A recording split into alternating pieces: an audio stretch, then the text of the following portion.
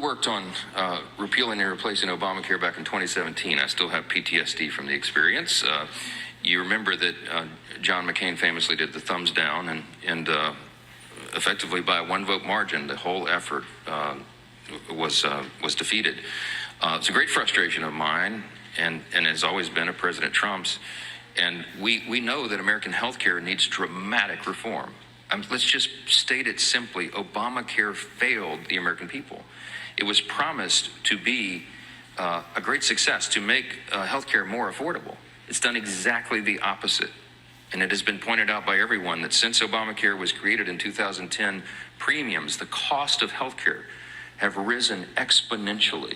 It's skyrocketed to the point where it's no longer affordable for so many Americans. Hi, my name is Dr. Rubin, and I want to remind you that prior to the Affordable Care Act, it was difficult for millions of people to get health insurance based on whether they had a pre-existing condition. So as an example, if you had asthma, premiums would be really high and make it basically unaffordable for many people to afford coverage, or some insurers would just not cover you. The Affordable Care Act got rid of that and said that you have to provide coverage regardless of pre-existing conditions. Now, yes, premiums have gone up over the past several years, but when you look at out-of-pocket expenses, it was actually rising at a higher rate prior to the Affordable Care Act compared to what we are seeing right now.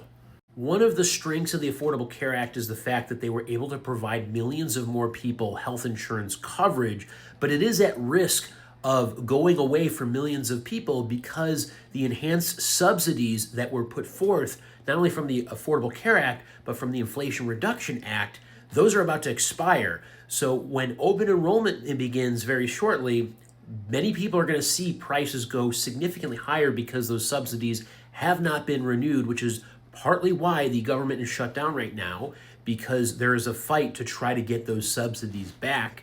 But in addition, if we're going to just cut these things, the Republicans still have not put out a unified proposal to replace the Affordable Care Act. They keep trying to gut it, but they don't have any plan to replace it. So how are you going to do that if you've got no plan?